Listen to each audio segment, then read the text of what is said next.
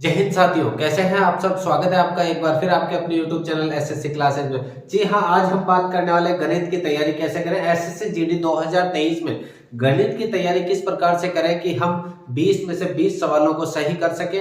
मैंने अपने समय में 2018 में गणित की तैयारी किस प्रकार से करी थी, उस रणनीति को मैं आपके साथ साझा करने वाला हूं। अगर इसी रणनीति को आपने फॉलो करा तो आपके 20 में से 20 सवाल 101% सही हो सकते हैं। तो चलिए शुरू करते हैं आज का वीडियो। अगर वीडियो पसंद आए तो वीडियो को लाइक कीजिएगा, दोस्तों के साथ शेयर कीजिएगा और चैनल को सब्सक्राइब करे बिना मत जाइएगा। चलिए शुरू करते हैं। सबसे पहले अपन को सबसे पहला टॉपिक है कि अपन को सिलेबस पता होना चाहिए कि सिलेबस क्या है। अपना सिलेबस क्या है, इस एसएससी जीडी 2023 का सिलेबस, गणित का सिलेबस क्या है वो अपन को पूरा का पूरा पता होना चाहिए कि गणित के सब्जेक्ट का जो सिलेबस है, कितने टॉपिक है, कौन कौन से टॉपिक है, कितने सरल टॉपिक है, कितने हार्ड टॉपिक है। सरल टॉपिक और हार्ड टॉपिक दो तरह के टॉपिक होंगे आपके पास, सरल और कठिन। उसमें से अगर आपको सरल मान के चलो, प्रतिशत बिल्कुल सरल है तो प्रतिशत को आप छोड़ दो, क्योंकि प्रतिशत को आप प्रैक्टिस सेट में ज्वाइन करना। जो कठिन है, जैसे कि आपको रेलवे वाले सवाल कठिन लगते हैं, आपको समय कार्य कठिन लगता है, और बात करें नाव वाले सवाल कठिन लगते हैं, तो इन सवालों का आपको क्या करना है, ज्यादा से ज्यादा समय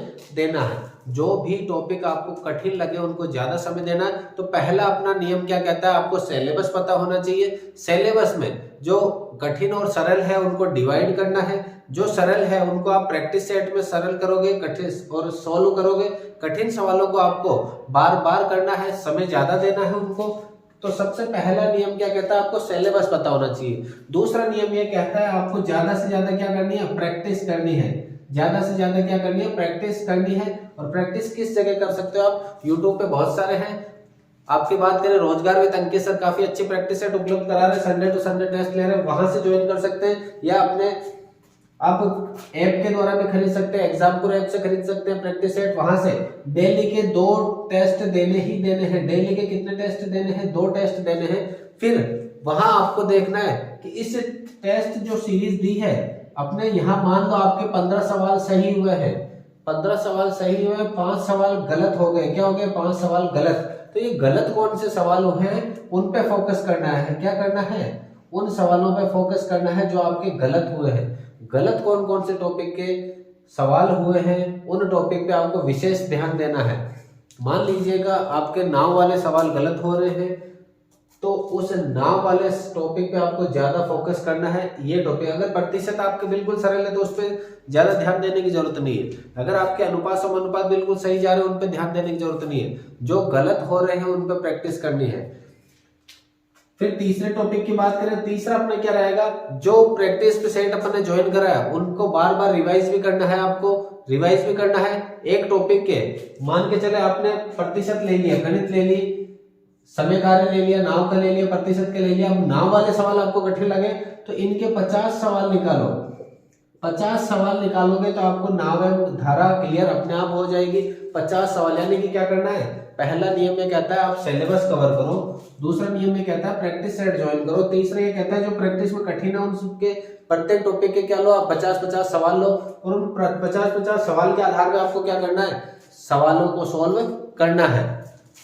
यानी कि तीसरा क्या कहता है, कठिन सवालों पे फोकस ज्यादा करना है, सरल पे कम करना है। मैंने क्या करा था, कठिन जो सवाल थे उन पे फोकस ज्यादा करा था। सरल सवाल तो आपको पता है कि अगर प्रतिशत का कोई सरल अगर अपन को नहीं आ रहा तो ऑप्शन रख के भी कर सकते हैं। लेकिन अगर आपको जैसे कि नाव धारा का हो गया, पाइप टंकी का सवाल हो गया, अगर नहीं आया तो अपन से नहीं होगा। चौथा फॉर्मूला इंपॉर्टेंट है यहाँ पे। चौथा क्या कहता है, सभी के सभी सूत्र एक जगह लिखे हुए होने चाहिए। क्या होने चाहिए, एक जगह लिखे हुए होने चाहिए। ये आपके सबसे इंपॉर्टेंट रोल अदा करता है। टॉपिक नंबर 4, पॉइंट नंबर 4 आपके सबसे ज्यादा इंपॉर्टेंट रोल अदा करेगा। सभी के सभी सूत्र जो आपके टॉपिक है ना, जितने भी टॉपिक मान के चले 15 टॉपिक है तो 15 टॉपिक में कितने सूत्र बनते हैं, वो सूत्र एक जगह एक पेज पर लिखे हुए होने चाहिए। जिस रूम में बैठकर आप तैयारी कर रहे हो उस रूम पे वो 2-3 जगह लगे हुए होने चाहिए। अगर आप खाना बना रहे हो तो खाना बनाते समय आपकी नजर उस टॉपिक पे जानी चाहिए, उन सूत्रों पे जानी चाहिए। अगर आप 2 मित्र साथ रह रहे हो तो आप अगर चाय भी पी रहे हो, खाना भी खा रहे हो, तो एक दूसरे से सूत्र पूछते रहना चाहिए आपको। अगर लाइब्रेरी में आप पढ़ रहे हो तो लाइब्रेरी की जो आपकी सीट है वहां पे ये सूत्रों का एक पेज पूरा चिपका हुआ होना चाहिए। कहने का मतलब है इन सूत्रों को बार बार दोहराना है। आपको क्या करना है, बार बार दोहराना, और जितना ज्यादा दोहराएंगे उतना ही ये सूत्र अपन को याद होंगे। अपने को ज्यादा से ज्यादा क्या करना है, सूत्रों को दोहरान करना है। सूत्रों का क्या करना है, ज्यादा से ज्यादा दोहरान करना है।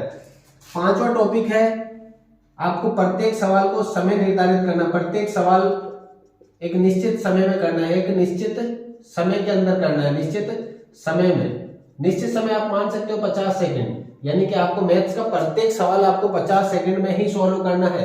50 आप टाइम स्टार्ट कर सकते हो। सवाल करते समय एक प्रैक्टिस सेट ओपन करा, एक सवाल लिया, अपने फोन में टाइम सेट ऑन करा, टाइमर ऑन करा कि मेरे को 50 सेकंड से पहले इस सवाल का आंसर देना। अगर नहीं होता है तो मैं छोड़ दूंगा इस सवाल को, अगर नहीं होता है तो क्या कर दूंगा, छोड़ दूंगा। फालतू टाइम इस सवाल को नहीं देना है। तो प्रत्येक सवाल को आपको टाइम लगाकर ही, टाइमर लगा के ही सवाल सोल्व करना है।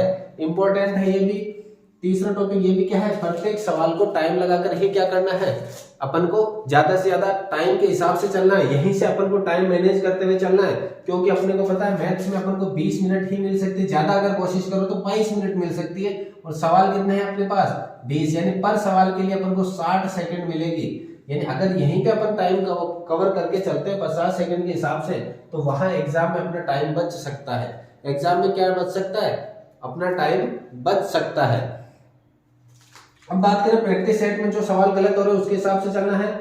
फिर भी अगर आपको लग रहा है, फिर भी आपको लग रहा है कि सर इसके बिना तो मेरे से नहीं होगा, कि ये टॉपिक, तो जैसे कि बात करें आपको लग गया कि सर समय और कार्य तो मेरे से बिल्कुल भी नहीं हो रहा, मेरे पल्ले की बस की बात ही नहीं है, इस एक टॉपिक से को मैं पीछा छुड़वाना चाहता हूं, तो आप उस एक टॉपिक को पर्टिकुलर छोड़ सकते हो। उस पर्टिकुलर टॉपिक को क्या कर सकते हो, छोड़ सकते हो।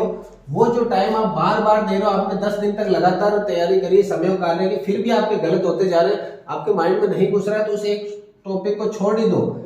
एक जो प्रश्नावली है उसको छोड़ दो, बाकी जो प्रश्नावली बच रही उन पे फोकस करो, क्योंकि अपन को पता समय कार्य का एक सवाल आएगा, तो उसको अगर आप छोड़ते हो 19 सवालों पे फोकस करते हो, तो 19 तो सही होने चाहिए।